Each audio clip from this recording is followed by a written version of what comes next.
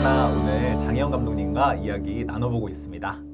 그 장애계의 핵심 이슈였던 장애 등급제에 관해 정부가 2019년부터 단계적 폐지를 2018년도에 결정을 내렸어요. 그래서 우리 장혜영 감독님이 그 가운데서도 발달장애인의 탈시설과 자립이라는 화두를 작년부터 좀 이렇게 던져주셨는데 그 18년간 장애인 시설에 살던 동생을 데리고 나오기로 결심하게 된 결정적인 계기가 뭔가 있었을까요, 감독님? 뭐랄까 두 가지 계기가 있었다고 생각하는데 하나는 제 마음의 변화이고 다른 하나는 외적인 사건이었어요. 그러니까 먼저 가장 명확하게 얘기할 수 있었던 분기점은 동생의 시설에서 있었던 인권침해 사건.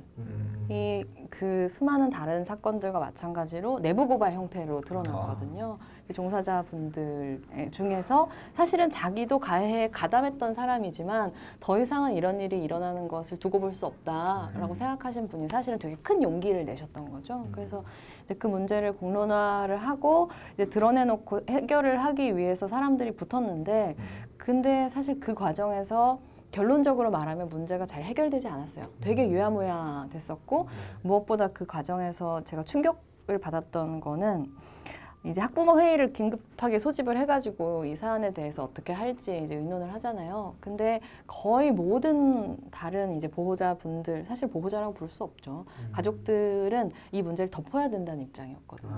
왜냐하면 이 문제를 공론화해서 자칫 시설이 사라지면 이제 아이들이 집으로 돌아오는데 우린 여력이 없다. 는 되게 현실적인 이유를 들어서 이 문제를 덮고 싶어 하셨어요. 굉장히 강력하게. 근데 그게 어떤 마음인 건지를 알았기 때문에 되게 혼란스러웠었고 이제 그 전까지 어쨌든 동생이 시설에서 살고 있는 것도 하나의 삶이다라고 제가 받아들였던 이유는 거기가 가족이 제공하는 것보다 더 나은 보호를 제공한다는 그런 명목이었기 때문이거든요. 근데 거기서 제공하는 게 어떤 시설에서는 정말 괜찮은 보호를 제공할 수도 있지만 문제는 그 안에서 일어나는 모든 일들이 심지어 학대가 일어난다고 하더라도 모든 것들을 그냥 보호로 퉁친다는 거죠. 그렇죠. 네, 그리고 가족들은 그것에 대해서 사실상 그 어떤 문제 제기도 할 수 없는 환경이라는 거를 알게 돼서 시설은 아니구나라고 하는 신념을 좀 갖게 됐죠. 최근에 그 교남학교 건도 네, 있었죠. 맞아요. 거기서 폭력이 있었는데 그냥 법원에서는 뭐 그럴 수 있다고 맞아요. 판결을 해버린 놀랄 일이 있기도 했죠. 제가 좀 많이 교류하는 그 시설 중에 네. 장봉 해리먼이라는 곳이 있는데 네. 거기는 제가 자주 가보고 하면은 되게 밝은 분들과 선생님들이 진짜 가족처럼 지내시는데 네. 한 선생님한테 여쭤봤어요. 혹시 이렇게 일하시면서 여기서 이루고 싶은 목표가 있으시냐라고 그렇게 여쭤봤는데 그 선생님이 우리 시설을 없애버리는 게 목표라고 그러시더라고요. 그래서 네. 진짜 거기 계신 분들도 행복하게 지내시는 것 같고 선생님들도 다들 되게 좋으신 것 같은데도 확실히 이 시설이라는 부분은 그리 좋은 해결 방법이 아니구나라는 생각을 그때 하면서 좀 저에게 개인적으로 신선한 충격이었는데 네. 감독님도 그런 비슷한 생각을 가지고 계신다라고 좀 생각하면 될까요? 네, 맞아요. 그러니까 시설이라고 하는 환경 자체 안으로 일단은 들어갈 때 애초에 자신의 의지로 들어가는 사람들이 정말 거의 없고, 네, 다들 다른 사람에 의해서 들어가는데, 근데 우리가 이제 자유라고 하는 게 되게 인간다운 삶에 있어서 필수 불가결한 조건이잖아요. 근데 어떤 사람들은 장애가 있으니까 자유가 없어도 그건 그거대로 행복한 거야 라고 얘기를 한다는 건 사실은 자유가 모든 인간에게 필요한 가치가 아니라는 거를 인정하는 거나 다름없는 거잖아요. 그래서 좋은 서비스가 시설에서 가능하다면 그 서비스가 지역사회에서 가능하면 되잖아요. 그렇죠. 네, 근데 왜 그 노력을 하지 않고 시설 안으로 자꾸 그렇게 분리한 상태에서 이제 뭔가를 이루려고 하는가라는 관성에 대해서 문제를 제기하는 쪽이죠, 저도. 네. 근데 이제 탈시설 하시기 전에 혜정 씨가 네. 준비 기간을 좀 거치셨잖아요. 네. 준비하는 과정이 어떻게 좀 이루어졌고 네. 그 기간 동안에 가장 어려웠던 네. 점이나 좀 즐거우셨던 순간들이 있었다면은 혹시 한번 얘기해 주세요. 그 동생하고 탈시설을 이제 제 마음속에서 내적으로 오케이 이거를 나의 인생의 프로젝트로 삼는다 같이 살아가는 거를 이렇게 정한 다음에 그 아버지의 두 번째 이제 문제 제기, 그것이 동생에게 폭력일 수도 있다라는 거에 대한 대답은 혜정밖에 할 수 없다라고 네. 생각했어요. 그래서 언니랑 같이 살래?라고 할 때 그래라는 대답을 받는 게 이제 저희 목표가 됐던 거죠. 어떻게 받으셨어요? 그래서 1년 동안 진짜 거의 뭔가 청혼하듯이 구애 작전을 펼쳤다고 생각하는데 이제 사람의 마음을 얻는 방법은 사실 되게 명확하잖아요. 그 사람이 어떤 사람인지를 공들여서 관찰하고 파악하고 그 사람이 좋아하는 것을 하고 같이 좋은 시간을 보내고 그런 식으로 신뢰를 얻어서 이제 나에게 더 많은 시간과 공간을 내어줄 수 있냐 이걸 요청하는 거잖아요. 그래서 이제 1년 정도 시간을 이제 들여서 어쨌든 물적인 토대를 쌓아야 되니까 일을 열심히 해서 돈을 좀 벌어놓고 그리고 틈만 나면 이제 동생 시설로 찾아가거나 아니면 데리고 나와서 이제 같이 동생이 좋아할 만한 곳에 가고 좋아하는 걸 먹고 좋아할 만한 사람들하고 같이 놀고 약간 이런 것들을 했었죠. 네. 그렇구나. 아 그러면 진짜 이게 매혹 될 수밖에 없는 것 같아요. 네. 아 그렇죠. 나가자. 맞아요. 진짜 아, 물론 바깥이 이렇게 재밌구나. 이게 이렇게 될 것 같아요. 영화 보시는 분들이 그냥 언니가 살자고 해서 데리고 나왔겠지라고 흔히 생각하셨을 수도 있겠지만 이렇게 절대 1년간의 구애를 통해서 혜정 씨가 그래 같이 살자라고 이렇게 얘기를 딱 듣고 함께 살았다라는 게 또 영화에는 담겨지지 않았지만 울림이 있는 이야기였던 것 같아요. 저는 혜영님이 그렇게 일방적인 분이었다면 네. 뭐 같이 나와서 같이 살자고 말씀도 안 하셨을 거라고 생각해요. 그럴 수 네. 있죠. 이게 18년 만에 다시 혜정님이랑 같이 살게 되시니까 어떠셨어요? 뭔가 좋은 거나 이건 생각보다도 이건 감당 안 되는 부분이 있었네? 라던가 뭐 이런 거? 그렇죠. 일단 제일 좋은 거는 혜정이 이제 시설 제가 그렇게 공을 들이기 시작하니까 이제 바깥에 얼마나 더 많은 경험과 자유와 미지가 기다리고 있는지를 느끼니까 시설 안으로 돌아가면 그게 트러블이 됐어요. 왜냐면 내가 했었던 것들을 이야기하고 싶고 밖에서 했었던 것처럼 자유를 누리고 싶고 선택권을 갖고 싶은데 시설 안에 생활은 다 어떤 규정 안에 들어 있잖아요. 그리고 늘 이제 한정된 자원을 정말 희소한 자원을 이제 같은 사람들하고 이제 다른 사람들하고 나눠야 되니까 그렇게 트러블이 오히려 더 많이 생겼어요. 다른 그 거주인들하고도 트러블이 많이 생겼죠. 왜냐면은 늘 거기 있는 분들이 밖에서 재밌는 거 막 하고 돌아온 저의 동생이 밖에서 있었던 얘기하면 짜증나죠. 그렇죠. 네, 화나죠. 그쵸. 나의 가족은 1년에 한 번 찾아오지도 않는데 옆에서 막 이런 얘기 하고 있으면 화나잖아요. 그래서 제가 동생을 데리러 가거나 데려다 주러 간 날에는 제 얼굴을 보면 밥을 안 먹는 분도 계셨어요.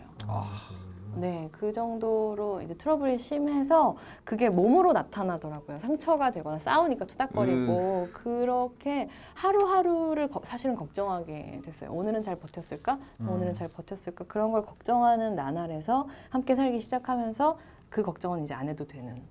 매일 밤 저기서 평화롭게 자고 있구나 라는 거를 아는 것만으로 사실은 마음이 너무 편했어요. 그건 정말 겪어보지 않은 사람들은 잘 모를 거예요. 너무 막막하더라고요. 생각보다. 준비를 많이 했다고 생각했는데 여전히 혜정에 대해서 모르는 것 투성이어서 진짜 아침에 눈 떴을 때 씻는 게 먼저인지 아니면 밥을 먹는 게 먼저인지 아니면 커피부터 만들어야 되는지 이 모든 것들 네 맞아요. 이제 정착했죠. 그런 알아가는 기간이 좀 있었죠. 시행착오가 많았어요. 함께 살기로 하면서 아까 아버님 얘기도 해주셨지만 네. 뭐 친구분들이나 다른 주변에서 많이 걱정하실 거잖아요, 당연히. 그쵸. 그런 걱정들을 들으시면서 뭐 아까 혜영 감독님이 말씀해주신 약간 마음속에 네. 투쟁 의식이 있으신 분으로 설명을 해주셨는데 네. 그런 게 조금 더 불타오르셔서 좀 더 계기가 되셨나요? 빨리 적응하고 좀 이걸 더 앞당겨야겠다라는 그런 네. 마음을 먹게 된 계기가 혹시 그게 되셨나요? 그 주변의 시선? 저 이제 어쨌든 제가 이거를 하겠다고 주변에 제가 이제 좀 이제 믿는 사람들, 동료들, 친구들한테 얘기를 했을 때 사실 걱정들을 많이 했죠. 왜냐하면 제가 얼마나 하고 싶은 일이 많은 사람인지 아니까. 너 진짜 그거 다 포기할 수 있어? 라고 저한테 물어보고 나는 너의 동생의 입장에서는 그렇게 나와서 사는 게 좋지만 너의 친구로서 나는 반대해. 이렇게 네가 고생할 게 너무 뻔하니까 얘기했던 친구들도 있고 근데 어쨌든 그분들이 알고 있는 하나의 공통된 사실은 저는 마음 먹으면 한다.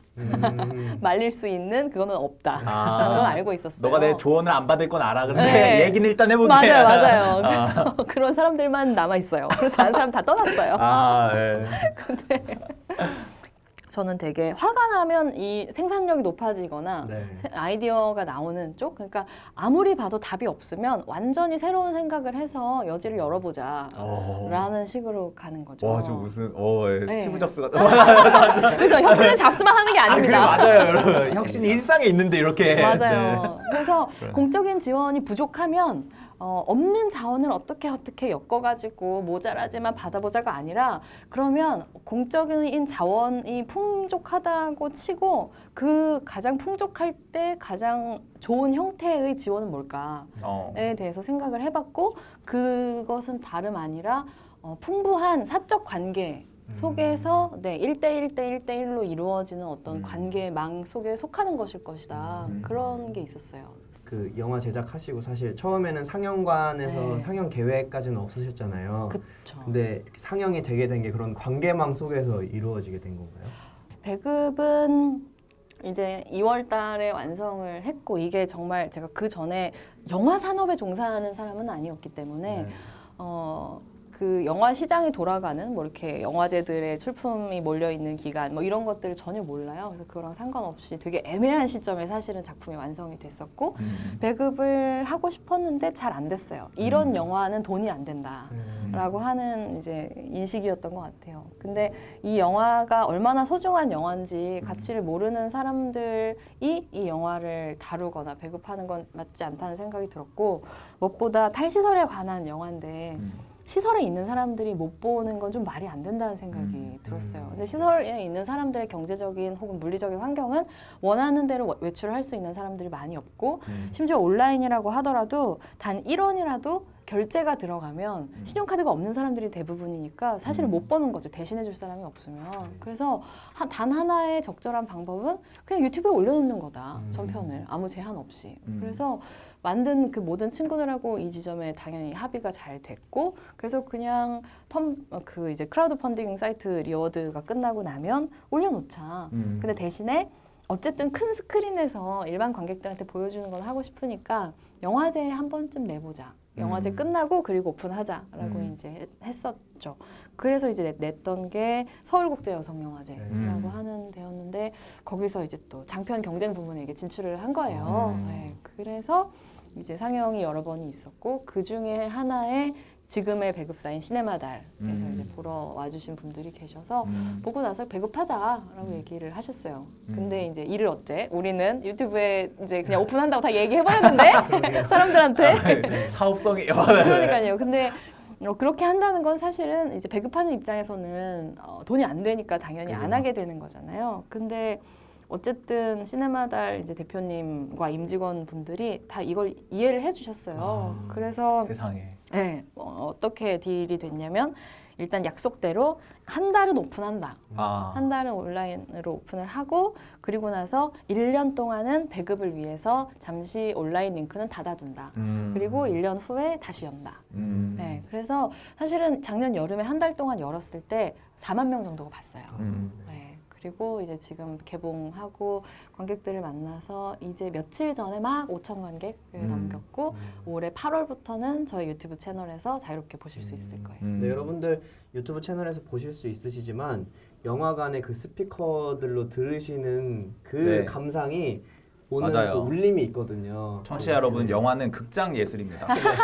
뭐 맞아요. 아는 척 못 얘기해야 돼. 네. 많이 찾아서 네. 봐주셨으면 좋겠습니다. 그렇죠. 또 확실히 웃어도 같이 웃으니까 더 크게 네, 웃어요. 아, 맞아.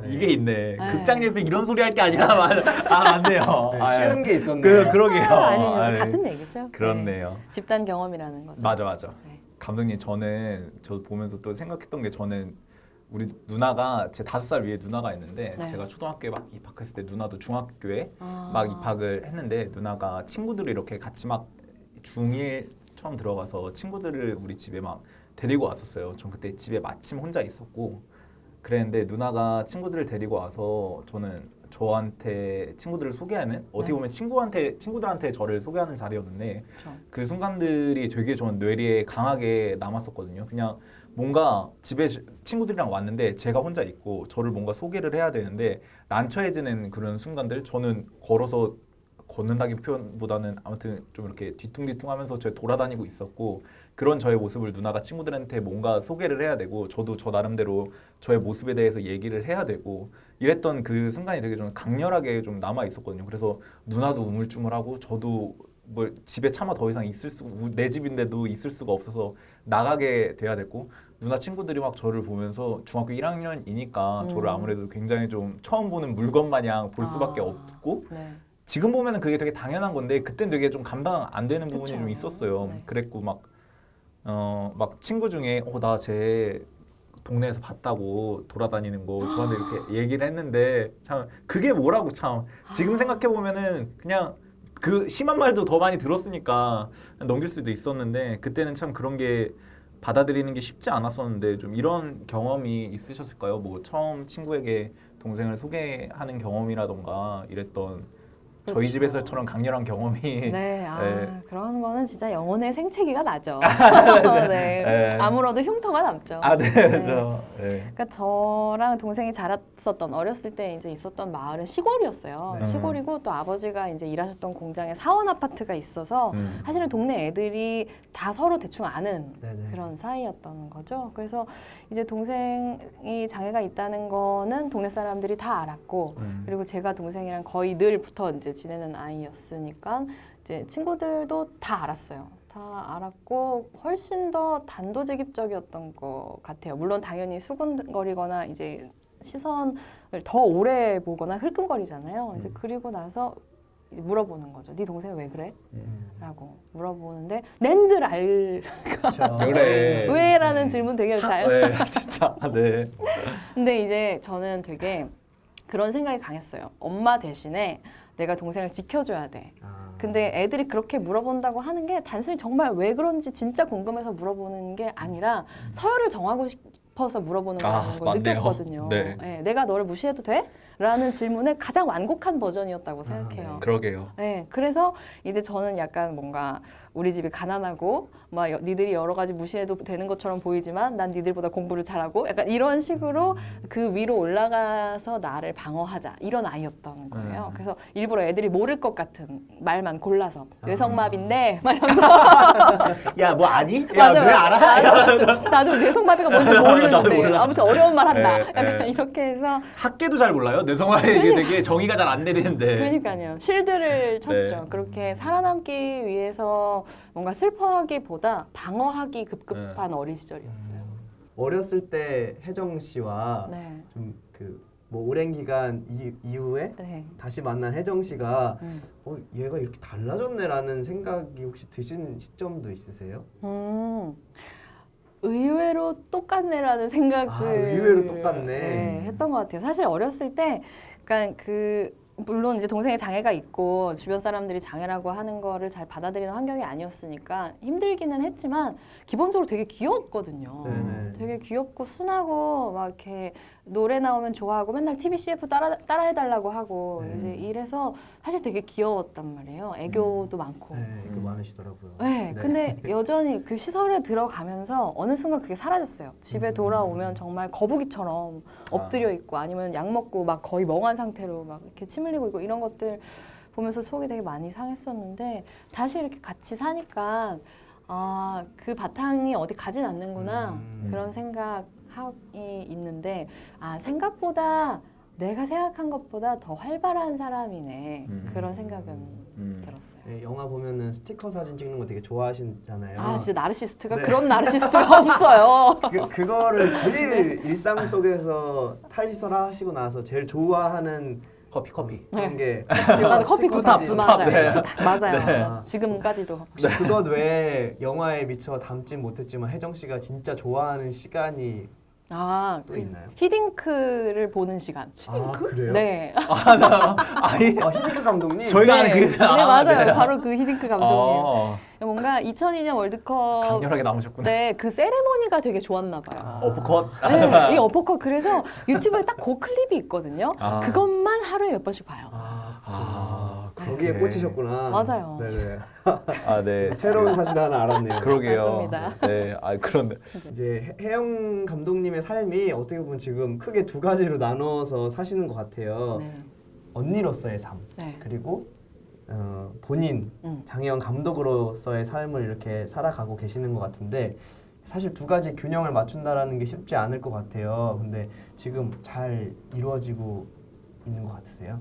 되게 중요한 질문인데 처음에 이제 동생하고 같이 살려는 생각을 했을 때만 하더라도 그 두 가지가 명확하게 나눠져 있을 거라고 생각했어요. 근데 시간이 갈수록 이게 그렇게 나눠져 있는 건 아니구나. 그리고 잘 가고 있는 거구나. 그 방향이 그런 생각은 있는 거죠. 그러니까 동생하고 있기 때문에 반드시 가져야 되는 어떤 모습이 저 자신으로 있을 때의 모습과 별로 다르지 않은 부분들이 되게 많이 있는 거더라고요. 그러니까 뭐랄까 두 세계가 분리되어 있다기보다 오히려 동생이 시설에 있고 제가 사회에 있을 때 그게 명확하게 분리가 돼 있었고 같이 살아가니까 그 두 세계가 그냥 합쳐지는 느낌이 오히려 더 많이 들어요. 네. 그럼 뭐 개인적으로 혼자만의 시간이 필요하시다거나라는 그런 느낌을 자주 받지는 않으세요? 물론 이제 그런 아쉬움은 늘 있죠. 그런 아쉬움은 있지만 이제 그건 공적으로 풀어야 되는 숙제라고 생각하고, 네, 그건 동생이 저한테 주는 과제라고 느끼지는 않아요. 그거가 저한테 되게 중요한 지점이죠. 그러니까 영화 중에 아까도 언급됐던 24시간의 시간 동안 1시간씩 네. 함께 해줄 수 있는 친구 얘기를 해주셨는데 그 메시지를 들으면서 사실은 그냥 1차원적으로 받아들이면 그런 친구들이 사람들이 주변에 있었다면 참 좋았겠다라고 비춰질 수도 있겠지만 저는 그런 메시지들을 좀 공적으로도 던지신다라는 느낌을 받았거든요. 네, 그래서 맞아요. 그런 부분들이 가장 필요할 때가 혼자만의 시간이 있었으면 좋겠는데 왜 이렇게 나라에서는 그런 것들을 지원해주지 않지라는 그런 시점이시겠네요. 그렇죠. 그러니까 되게 정부나 많은 뭐랄까 장애 문제를 고민하는 분들이 빠지는 함정이 장애 당사자를 지원하는 것과 그 당사자의 가족을 지원하는 것을 자꾸 헷갈리시는 것 같아요. 진짜 크리티컬하신. 네. 네, 그러니까 근데 이 장애인 복지는 장애인 복지인 거지 네. 장애 가족 복지는 그 밖의 카테고리잖아요. 그러니까 장애인 복지가 제대로 돼 있으면 사실 가족 복지는 별 필요가 없어요. 네. 네, 그냥 그 한 사람이 개인으로 살 수 있으면 상관없는 거죠. 가족이 도움이 굳이 필요하지 않은 거니까. 네. 근데 이제 뭔가 가족의 힘듦에 더 스포트라이트를 때리는 경우가 거의 대부분이라는 생각이 많이 들어서 청취자 여러분, 부양 의무제의 맹점이 이것입니다. 바로 이것입니다. 이것입니다. 이거 알고 넘어가시면 오늘 교양이 맞아요. 몇 계단 올라가시는. 네. 그렇습니다. 그렇게 그래서 되죠. 그 사실 24시간 뭐랄까 24명의 친구들에 대한 거는 활동 지원 서비스에 대한 얘기를 하고 싶었던 거죠. 근데 그걸 활동 지원 서비스라고 말하는 순간 이제 유체이탈하는 사람들이 있으니까 그렇죠. 한 번도 들어보지 않은 사람들도 아이디어를 이해할 수 있었으면 좋겠다고 생각해서 이제 그런 나레이션을 썼던 거고요. 24시간 활동 지원 제도라고 하는 것이 저는 굉장히 중요한 축이라고 보는 거죠. 맞습니다. 네. 진짜 하나하나 다 들어보면은 중요한 얘기들인 것 같으니까 여러분들 방송을 2번 보셔야 될 것 같아요. 네. 3번도 좋습니다. 네, 그러셔야 될 것 같고 네. 감사합니다. 그리고 이런 지점도 되게 궁금한 부분이었는데 혜정 씨가 되게 어린 시절에 시설로 보내지셨잖아요. 네. 근데 그때 감독님의 마음이나 기분이나 어떨지 되게 상상이 잘 안 돼요. 그때 아직도 기억이 나는 게 제가 중학교 진학하면서였거든요. 근데 어쨌든 그때만 하더라도 제가 동생을 그 누구보다도 잘 알고 있는 사람이라는 건 사실이었어요. 왜냐하면 다른 사람들은 웅얼거림이라고 생각하지만 제가 듣기에는 말이었던 것들이 되게 많이 있었거든요. 그래서 늘 내가 통역을 해줘야 돼라고 생각하고 있었는데 하루아침에 그렇게 시설로 가버린다. 누구도 혜정의 말을 알아듣지 못할 텐데 그 안에 그냥 던져진다고 하는 게 너무 끔찍하다는 생각이 들어서 나 그냥 중학교 안 가고 혜정이랑 있을래 라고 부모님한테 말할 정도였어요. 근데 당연히 직사게 혼나고 네. 이제 동생은 시설로 보내줬는데 매일 밤 악몽을 꿨어요. 그 이제 천주교 시설이었는데 맨날 이제 도깨비 같은 수녀님들한테 이제 혼나는 뭐 그런 꿈 같은 거를 꿨었고 그리고 되게 근데 한편으로는 사람 마음이 되게 중층적이잖아요. 네네. 사실 늘 다른 친구들이 학교 끝나면 삼삼오오 놀거나 공부하거나 자기 하고 싶은 거 하는 모습을 보지만 난 늘 동생하고 있어야 되니까 자유로워지고 싶다는 생각은 늘 있었죠. 그렇죠. 근데 그 자유가 찾아온 게 사실은 조금은 바라고 있었는지도 몰라요. 조금은 기대하고 있었는지도 모르겠어요. 네. 부정하고 싶지만. 근데 그게 생각보다 기분 좋지 않더라고요. 되게 죄 짓는 기분이었던 것 같아요. 이 시간이 나에게 분명히 자유가 주어졌는데 이게 되게 기쁘고 기꺼운 자유가 아니라 뭔가 동생을 팔아버린 것 같은 느낌이 들었었어요.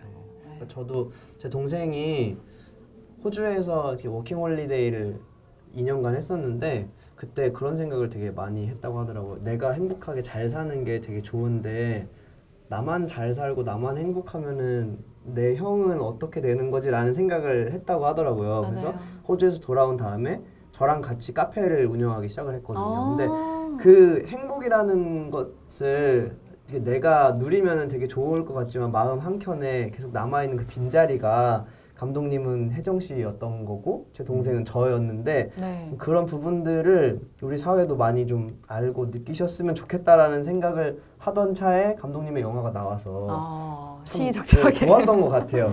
그러니까 행복이라는 것들을 혜정 씨가 있는 세상에서도 행복할 수 있다. 다들 불행할 거라고 예상하지만 충분히 맞아. 같이 행복할 수 있다라는 그런 메시지를 담아주셔서 개인적으로 참 감사합니다라는 또 말씀을 이 시간을 빌어서 또 드리도록 하겠습니다. 아이고 제가 감사합니다. 좀 이렇게 작은 불평과 불행을 혼동하는 사람들이 많이 있죠. 내가 아직 겪지 않은 불편에 대해서 불행할 것이라고 네. 넘겨짚게 되고 이런 것들이 있는데 아우 두 분의 어떻게 뭐 이렇게 자매 형제들의 얘기를 들으니까 되게 조금 저도 많이 생각이 드네요. 우리 누나랑 내 동생 보고 있지?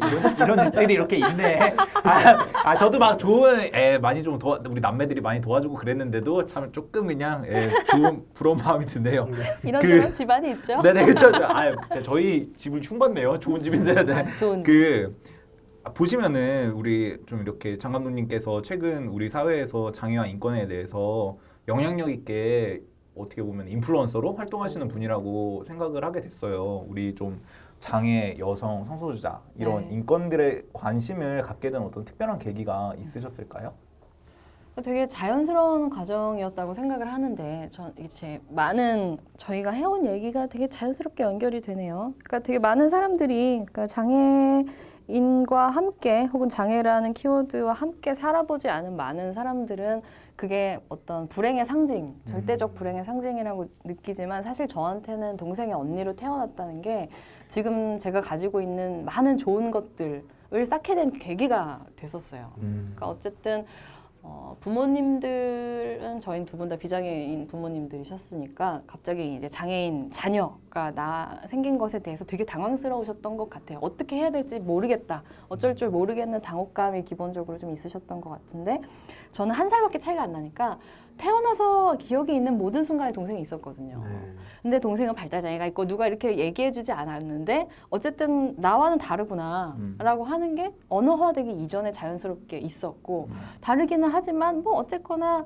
같이 밥 먹고 자고 씻고 하루가 또 이렇게 가는구나 살 수 있구나 그거를 되게 어렸을 때 체화했던 거죠. 그런 되게 좋은 환경에 있었다고 생각해요. 다양성 이라고 하는 거 세상에 되게 나하고 반드시 같지만은 않은 여러 사람들이 있는데 그 사람하고 어울려서 일상을 보낸다는 게 뭐 딱히 대단한 노력을 필요로 하는 건 아니구나 주변에 서포트가 있으면 있을수록 이제 이거를 알게 됐었던 거고 그게 지금의 제가 어떤 성소수자의 문제나 여성의 문제나 어떤 인권의 문제에 대해서 자연스럽게 생각하게 되는 어떤 토양이 됐던 것 같아요.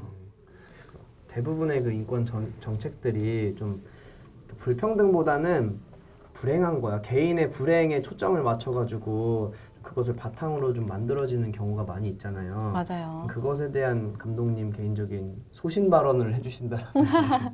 그쵸. 그런 장애 복지를 장애 가족 복지로 헷갈리는 거랑 비슷하게 그것보다 더 본질적으로 불행이랑 불평등을 헷갈리는 분들도 되게 많이 보는 것 같아요. 그러니까 장애가 있으니까 이 사람은 불행하니까 도와줘야지. 이제 이런 자연스러운 흐름이 되는 것 같은데 그렇게 얘기하시는 분들은 물론 좋은 의지이겠지만 사실 반문하고 싶죠.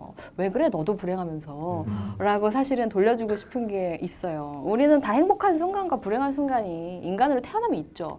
아무리 어린 아이들이라고 하더라도 있고 아무리 노인이 된다고 하더라도 행복과 불행은 사람들 마음속에 있는데 마음속에서 사랑을 어떻게 뭐를 해준다고 해도 평양감사도 저시르면 그만이라고 뭐 사람들이 행복을 느끼는 지점 다 다르잖아요. 그쵸. 그럼 행복과 불행은 제발 개인한테 좀 자유롭게 놔두고 대신에 불평등하게 우리가 수를 셀 수 있거나 언어화할 수 있는 많은 조건들이 어떤 사람들은 너무 당연해서 자기가 그걸 누리고 있다는 것도 느끼지 못하지만 어떤 사람들은 장애가 있어서 성별이 달라서 가난해서 절대 그 어떤 인간적인 권리를 위한 조건을 누리고 있지 못한 거죠. 그럼 이 불평등은 돈을 들여서 공공의 문제로 해결을 해야지라고 얘기를 해야 되는 건데 이 불행한 사람을 도와줘야 되고 약간 이런 자기의 불행을 보라고 얘기를 맞아요. 좀 해주고 싶죠. 저희가 이렇게 중간중간에 제도 얘기를 잠깐 했었는데요. 네. 혜정 씨가 탈시설 하시고 같이 여러 가지 제도를 또 살펴보셨을 것 같아요. 그러면서 좀 장애인 제도가 이렇단 말이야라는 걸 좀 발견하시고 놀라셨던 부분이 네. 있다라면 어느 부분에서 좀 그런 감정들을 느끼셨을지 궁금한데요. 사실 뭐 총체적 난국이라고 저는 보는데 이렇게 얘기하면 일선에서 노력하시는 분들 너무 좌절시키니까 과거에 비하면 네. 많이 왔지만 네. 그래도 아직 개선돼야 되는 부분이 많다. 네, 로 좀 내자로 줄이면 노답이다. 네, 그렇습니다. 네네. 네. 활동 지원 서비스라고 하는 게 굉장히 상징적인 제도라는 생각이 들어요. 왜냐하면 그거는 어쨌든 사람을 돌보는 건 사람이다. 라고 하는 걸 인정하는 거니까 한 사람을 돌보기 위해선 최소한 한 사람이 필요하다 네. 늘이라는 컨셉을 그래도 받아들여서 생긴 제도라고 느끼거든요. 근데 과연 그 컨셉의 제도가 얼마나 실질적으로 정착했는가를 몸으로 느꼈을 때 아직은 너무나 유명무실하다 그런 생각이 있죠. 일단 지원 인력 자체가 너무 적잖아요. 그렇죠. 네, 그렇기 때문에 늘 필요 이상의 어떤 뭐랄까 수요가 늘 공급을 상회하는 그런 상황이 되고 오히려 장애가 어떤 종류의 역습팩이 돼가지고 왜 시간을 이제 산정하는 것도 사실은 굉장히 뭐랄까 이 사람이 무언가를 할 수 있는 더 많은 풍부한 삶을 위한 시간을 준다기보다는 이 사람 뭘 못하니까 몇 시간 더 주고 뭘 못하니까 몇 시간 더 주고 이런 식으로 무능의 점수를 매겨서 주는 맞아요. 방식이잖아요. 게다가 어떤 이제 발달장애나 이런 것들을 산정하기에 적절한 기준도 아니고 그래서 시간을 얻었다 한들 그렇게 뭐랄까 매칭을 하기 위해서 나는 장애가 경증이고 시간은 많이 받았고 뭐 이런 식의 스펙으로 뭔가 또 이 뭐랄까 활보 시장에서 그쵸. 자신의 매력을 어필해야 네. 되는 약간 그쵸. 근데 그렇게 해서도 결국 구할 수 없는 사람은 사실 지인을 교육을 이제 받게 해서 받거나 아니면은 뭔가 부모님들끼리 스왑을 하잖아요. 네. 너는 내 자식, 나는 네 자식 이런 식으로.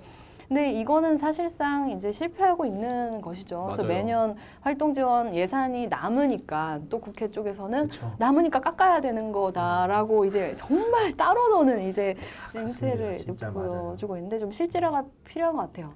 그 감독님 청와대 가보셨을 때는 어떠셨어요? 대통령 만나고 막 했던 거는. 아 답답했죠. 아, 그러니까 되게 좋았는데 슬펐어요. 그러니까 좋았다는 건 어쨌든 발달장애인 복지, 그러니까 장애인 복지 그리고 특히 발달장애인에 대한 문제를 국가적으로 우리 굉장히 진지하게 심각하게 생각하고 있다는 거를 보여주는 데는 그 이상 할 수 없을 정도로 진심을 보여줬다고 생각하는데 그 자리에서 발표된 내용들을 들여다보면 사실은 되게 실망스러운 그렇죠. 부분들이 있었던 거죠. 여전히 시혜적인 시선을 벗어나고 있지 못하고 발달장애인 평생대책 종합케어라고 하기에는 여전히 복지의 이름으로 시설에 돈을 주고 있는데 그쵸.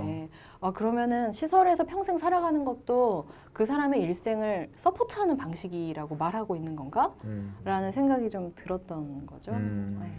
아까 활동부조 얘기를 들으면서 저도 그러니까 친구들끼리 시각장애인 친구들끼리 모이면은 농담으로들 하던 얘기인데 뭐 농담이지만 실제인 얘기가 야 너 화장실에서 너 바지도 못 올린다고 해야 시간 많이 받을 수 있어. 네가 맞아요, 있는 맞아요. 그대로 다 말하면 너는 시간 최소로 받고 활동부조 거의 못 받아라는 얘기를 처음에 듣고서 그래? 라면서 놀랐는데 실제로 와서 조사하실 때 제가 뻔히 문을 열어드리고 음료수를 이렇게 드렸는데 옷을 혼자 입으실 수 있으세요? 부터 시작해서 문을 여실 수 있으세요? 라는 질문을 이렇게 받는데 이건 시각장애인인 나한테 와서는 안 될 질문이라고 생각을 하는데 왜 나한테 하시지라는 그런 생각을 하면서 근데 머릿속에서 혼란스러운 게 내가 이걸 못한다고 해야? 라는 시간을 많이 봤는데 어떻게 해야 되지라는 그 막 갈등이 제 안에 막 생겼었는데 좀 그런 갈등을 하지 않을 수 있게 제도적으로 좀 많이 보완을 해줬으면 좋겠다라는 생각을 네. 이 시간 빌어서 잠깐 또 드려봅니다. 그 순간이 당사자들한테 되게 비참해요. 저도 그쵸, 되게 맞아요. 내 무능에 대해서 증명해야 되는, 열거해야 되는 하나라도 내 무능.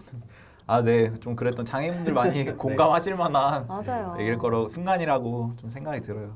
진짜 궁금한데 사실은 24시간 누가 계속 내 옆에서 뭔가 나를 서포트한다고 해도 붙어 있으면 사실 되게 큰 프라이버시의 손실이잖아요. 그 뭐랄까 그러니까 24시간을 받을 수 있다면 나는 어쨌든 한 6시간만 필요해. 뭐 9시간만 필요해. 이런 방식으로 할 수 있다고 생각하는데 일단 기본적으로 얼마의 시간이 왜 필요한지를 먼저 물어보면 좋겠다. 그런 생각이 들어요. 그러니까 어쨌든 당연히 뭐랄까 한정된 자원 안에서 서비스를 제공해야 된다는 거를 우리도 당연히 알겠죠. 그런데 그렇다고 하면 똑같은 6시간을 줘도 네가 이만큼 무능하니까 6시간을 줄게가 아니라 당신한테 9시간이 필요하지만 예산이 없으니까 일단은 6시간부터 시작을 해보도록 하죠. 라고 얘기하면 훨씬 낫잖아요. 그러게요. 네, 그랬으면 좋겠어요. 참 진짜 얼마의 시간이 왜 필요하냐가 행정하는 사람들 입장에서 하나도 중요하게 느끼지 않을 질문이네요. 정말 저도 숱하게 얘기했던 네. 얘기인데 참 맞아요. 그렇네요. 아, 네 감독님 그 여쭤보고 싶었던 게 요즘 언론에 아무래도 좀 많이 그 비춰주고 계시잖아요. 네. 저도 20대 되면서 이래저래 좀 뭐랄까 장애를 극복한 아. 이런 이미지에 되게 많이 좀 나오게 되면서 되셨죠. 네. 되면서 제가 그러면서 좀 많이 느꼈던 게 나는 내가 되게 어린 나이 때 20대 초반 때는 내가 이렇게 TV에 나오고 뭐 라디오를 하고 이런 게 세상을 바꾸는 일이다. 이게 뭔가 장애에 대한 인식을 바꿔줄 거야. 정말 이런 거창한 어깨에 힘을 많이 주고 다녔었는데 지나고 나서 20대를 그렇게 보내고 나니까 저는 생각이 들었던 게 이게 내가 되게 소모적인 일이었구나. 그냥 저 사람들이 보고 싶어하는 어떤 그런 극복의 이미지들을 빼와서 나를 그냥 이용했을 뿐인데 내가 되게 좀 그걸 너무 좀 거창하게 스스로 좋게만 생각했던 게 아닌가. 이게 무슨 의미가 있을까. 내가 TV에 한 번 더 나오고 이런 것들이 이런 생각을 뒤에는 좀 많이 하게 됐던 것 같아요. 우리 감독님께서도 요즘 많이 좀 장애에 대해서 밖에서 이야기를 많이 해주고 계신데 저 같은 이런 현타? 좀 이런 거 없으셨는지 좀 여쭤보고 싶어요. 아, 너무 뭐 있었죠. 많이 있었고 특히 제가 공중파의 다큐멘터리, 휴먼 다큐멘터리에서 이제 섭외가 되게 많이 들어오는데 뭐 두 분도 많이 받아보셨겠지만 네, 그래서 그런 것들은 이제 한두 번 해보고 아, 할 것이 아니다. 맞아. 라고 하는 내 결론에 이제 네. 깔끔하게 다 달았는데 이제 그럼에도 불구하고 저는 약간 기본적으로 이런 생각이 있는 거죠. 왜 더 고통스러운 사람이 더 섬세해야 되지?에 대해서 기본적인 억울함이 있어요. 근데 억울함이 있지만 억울함으로 그대로 놔두기보다는 리더십이라고 생각하자. 라고 지금은 느끼고 생각하고 저 스스로한테도 많이 그렇게 마인드 컨트롤을 하는데 무감한 환경에서 자랐기 때문에 무감한 사람들을 덮어놓고 비난하거나 체념하기보다는 나는 어쨌든 그것보다 섬세해질 수 있는 환경에서 자라서 이런 감각을 갖게 됐으니 아무리 내가 힘들다고 하더라도 결국엔 내가 보고 있는 것들을 저 사람들에게도 보여주고 싶다고 생각하니까 이 모든 것들을 하고 있는 거잖아요. 그래서 그 과정은 이제 힘들고 어려울 수는 있지만 내가 하고 싶은 일 자체가 힘들고 어려운 일인 거죠. 어떻게 보면은 힘들고 어려운 일을 하는 게 좋은 거죠, 저는. 네, 그렇기 때문에 어쨌든 이걸 하고 나서 기분이 진짜 좋을 것 같으니까 네, 그 기분 좋음을 이제 느끼고 싶어서 계속 그냥 꾸역꾸역 하는 거죠. 이쯤에서 제가 드려보고 싶은 질문은 어른이 되면의 감독님이 생각하시는 네. 어른이란 도대체 어떤 존재일까? 어른은 어떤 거지? 라고 이렇게 개념을 한번 얘기해 주신다면 감독님 너무 마음속의 궁금하다. 어른 뭐라고 해주실까? 제가 생각하는 어른은 사람이 살아가기 위해서 늘 다른 사람에게 의존해야 한다는 걸 인정하는 사람을 어른이라고 혼자 생각해요. 살아갈 수 없기 때문에 네, 혼자 사는 게 아니다라고 하는 걸 마음으로 이해하는 게 어른이라고 생각해요. 그러니까 우리가 너무 어떤 경쟁, 독립 이런 논리로 사실은 사회가 굉장히 급속하게 성장하기는 했지만 이제 그렇기 때문에 어떤 능력주의의 필요 이상의 신화가 생겼다는 생각이 들어요. 근데 굉장히 대단해 보이는 성취를 이룬 그 사람의 천재적인 재능으로 이런 것처럼 보이는 사람도 사실 그 사람 곁에서 서포트하는 무수한 사람들이 있었기 때문에 그 모든 일이 가능했던 거잖아요. 그러니까 혼자서 대단한 일을 할 수 있는 사람은 전 많이 없다고 생각해요. 사실 아무도 없다고 생각해요. 근데 그거를 인정하는 일이 마치 다른 사람에게 의존하는 게 부끄러운 일이라고 생각하는 굉장히 강한 관성이 있는데 그거를 깨고 무언가 더 나은 삶으로 나아가기 위해서 다른 많은 사람들의 힘을 모아서 그리로 나아가는 일, 그거를 자랑스럽게 여기고 자연스럽게 여기는 사람들을 전 좀 존경하게 되더라고요. 지금도 살아가고 있는 장애 가정의 자매 형제들에게 말씀을 좀 해주실 수 있는 게 있으면은 좀 나눠주시면 좋을 것 같아요. 좀 자기 자신이 되기 전에 그 누구의 무엇도 될 수 없다는 얘기를 드리고 싶어요. 그러니까 저는 저 자신이 되기 전에 동생의 언니로 너무 오랜 시간을 살았어요. 그랬기 때문에 삶을 좋아할 수 없었어요. 인생을 진심으로 세상을 살아가는 일에 대해서 사랑할 수 없었어요. 왜냐하면 늘 어떤 의무감과 책임감이 삶의 즐거움, 기쁨보다 늘 먼저 있었거든요. 그랬기 때문에 굉장히 염세적인 사람이었는데, 근데 저 자신으로, 그러니까 뭐랄까, 아무리 동생의 언니로 태어났지만 내가 누구로서 살아갈 것인가를 나 스스로 먼저 정리하고 그 다음에 동생의 언니 되기를 지금 사실은 선택한 거죠. 가족으로 태어났지만 가족이 되기로 다시 한번 선택하는 과정을 겪는 건 굉장히 다른 일이라고 느끼거든요. 그렇기 때문에 아무리 주변에서 어떤 부모님들은 너는 자유롭게 살아라고 하시고 어떤 부모님들은 그래도 너가 언젠가 책임을 져야지라고 얘기하시는 분도 계실 테지만 자기 자신이 되기 전에 다른 누구에게 무엇도 될 수 없다. 그러니까 자기 자신이 되시면 좋겠다. 먼저 자기 자신을 있는 그대로 사랑하셔도 좋다. 좋은 언니, 동생, 오빠 등등이 아니어도 좋다. 자기 자신이 돼야 좋은 언니, 오빠, 동생도 될 수 있다. 그 말씀을 드리고 싶어요. 세영님, 저희 오늘 만남이 이제 마칠 시간이 됐는데 오늘 좀 어떠셨는지 여쭤보고 싶어요.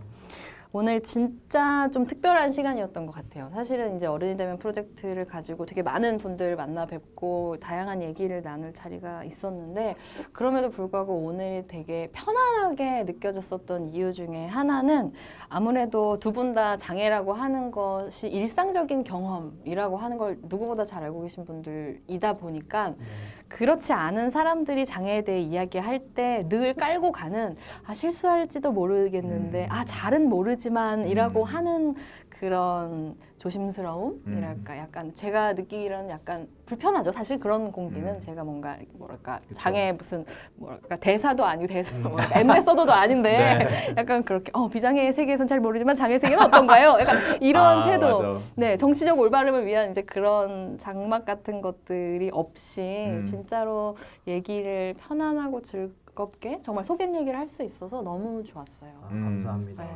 저희도 좋았습니다. 현학 씨는 오늘 어떤 게 좋았어요? 저는 정말 감독님이 저희랑 비슷한 또래에서 느끼셨던, 그리고 장애인의 형제로서 느끼셨던 그런 부분들을 얘기해 주셔가지고 제가 생각지 못한 좀 더 넓은 세상들을 볼 수 있었던 것 같아서 참 감사했습니다. 저는 오늘 정말 연예인과 함께 하는 그런 마음으로 제가 팟캐 이거 시작하기 참 잘했다 이런 마음 들었습니다. 저는 오늘 그런 마음으로 즐겁게 했던 것 같습니다. 네, 오늘 장혜영 감독님과 함께 이야기 나누면서 큰 울림을 얻게 됐습니다. 그렇죠? 네, 네. 그런 것 같아요. 나 혹은 나의 가족 그리고 나의 친구에게 장애가 있더라도 당당하게 말할 수 있는 세상이 올 수 있기를 바라면서 장애에 대한 편견에서부터 벗어나는 그런 계기가 된 시간이 아니었나 싶습니다. 네, 당신이 장애에 대해 이해하고 싶을 때 만나고 싶은 사람들, 당장 만나는 함께하면 좋은 사람들 한국장애인개발원과 함께 하는데요. 네. 좀 말이 이제 꼬이기 시작하네요. 많이 얘기해서 네. 혀가 지쳤어요. 네. 여러분들 앞으로 당장 만나 더욱 많이 사랑해 주시길 바라고 또 좋아요와 구독하기도 부탁드리고 네. 또 팟캐스트 리뷰 많이 남겨주시면은 저희가 하나하나 정성껏 읽도록 하겠습니다, 여러분들. 네. 네, 지금까지 진행의 이현학, 신홍윤이었습니다. 여러분 감사합니다. 감사합니다.